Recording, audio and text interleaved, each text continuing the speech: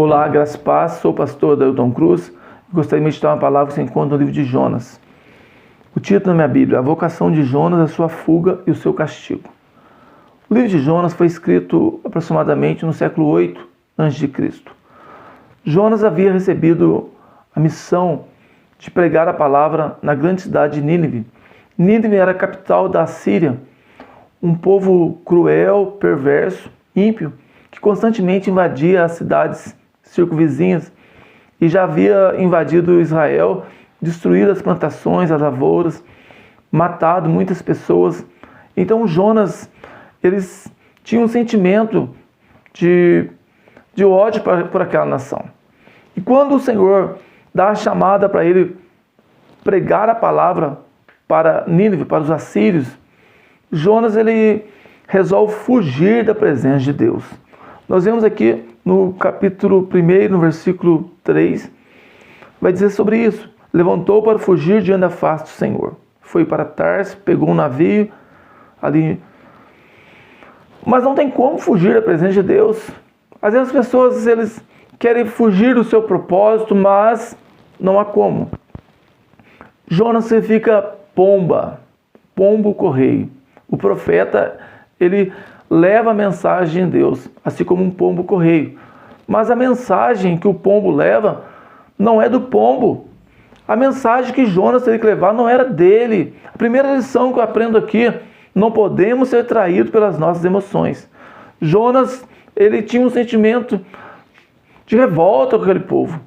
Ele não gostava daquele povo. Mas o cristão não pode ser emocional, não pode ser guiado pela sua emoção, tem que ser guiado pelo Espírito Santo de Deus. Por isso nós temos que ter domínio próprio. Nós temos que orar e buscar ser cheio do Espírito Santo de Deus, para que nós não venhamos ser traídos pelas nossas emoções. A segunda lição que eu enxergo aqui: o homem, quando ele foge do seu propósito e tenta sair do centro da vontade de Deus, ele atrai maldição para a vida dos outros. Nós vemos aqui que no versículo 4, ele entrou no navio, um navio que estava indo ali para Tarsis. Esse navio constantemente ele fazia esse percurso, essa viagem, mas nesse dia o Senhor resolveu mandar um grande vento e formou-se uma grande tempestade e o navio estava quase quebrando. O homem de Deus, quando ele sai da sua posição, em vez de ele abençoar as pessoas, ele atrai maldição. Temos que pensar sobre isso. E uma outra lição também que eu aprendo aqui: olhando para o capitão do navio, nós temos que pensar. Por ele deixar Jonas entrar no seu navio, o navio começou a passar por tempestades e quase sofreu um naufrágio, porque deixou Jonas entrar no navio dele. Nós temos que tomar cuidado com as pessoas a qual nós deixamos entrar e participar da nossa vida. Temos que vigiar contra isso, referente a isso. Não podemos deixar qualquer pessoa entrar na nossa vida. Não podemos abrir o nosso coração para qualquer pessoa. Tem pessoas que saem falando dos seus sonhos, seus planos para todo mundo. Cuidado com quem você deixa participar da sua vida. Cuidado com quem você deixa entrar na sua casa. Cuidado com quem você tem feito aliança. Cuidado com isso. E uma outra lição também que eu enxergo aqui: o homem de Deus, a mulher de Deus, quando ele sai do propósito, quando ele sai da visão de Deus, ele começa a descer. No versículo 3 vai dizer que Jonas ele desceu para Jope, depois ele desceu para dentro do navio, para ir para Tarsis, depois ele desceu para, no versículo 5 vai dizer isso, ele desceu para o porão do navio. E devido àquela tempestade, os homens começaram a indagar por que estava vindo tudo aquilo.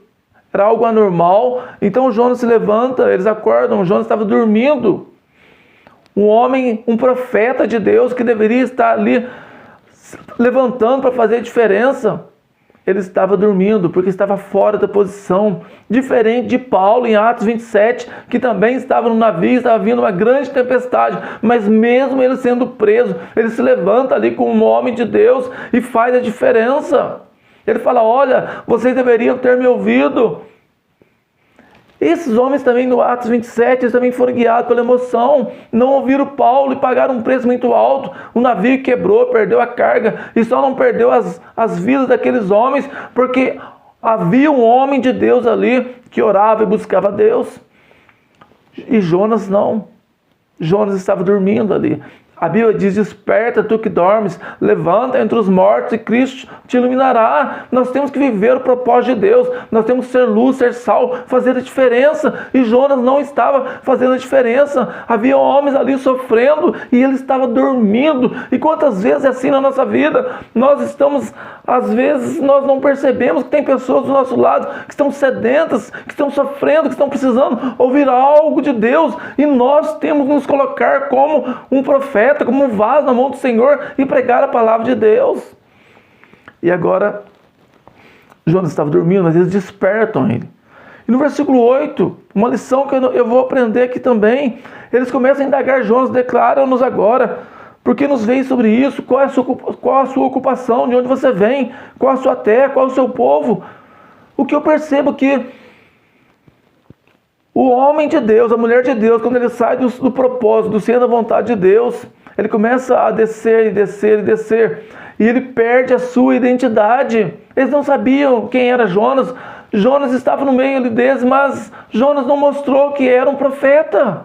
Ele perdeu a sua identidade, e nós não podemos perder a nossa identidade. Nós não podemos ser cristãos somente dentro da igreja, mas em todo lugar. Quando nós estivermos, as pessoas têm que perceber que nós somos cristãos. Rio de água viva tem que fluir do nosso interior. Jesus falou isso: quem crê em mim, como diz as Escrituras, do seu interior fluir um rio de água viva. Eu não posso ser crente somente dentro da igreja, mas no meu serviço, na minha casa, no meu viver, as pessoas têm que perceber que eu sou cristão. Eu não preciso ficar batendo no peito: olha, eu sou cristão, olha, eu sou de tal igreja, eu sou de tal igreja.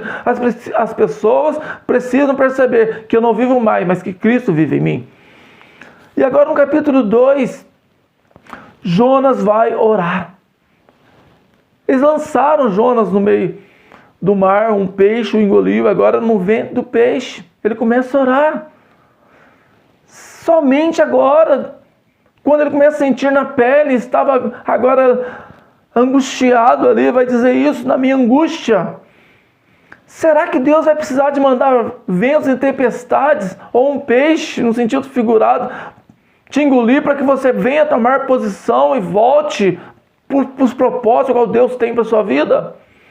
E Jonas, ele ora ao Senhor. Ele continua descendo, aqui no versículo 6 fala que desceu até o fundamento dos montes.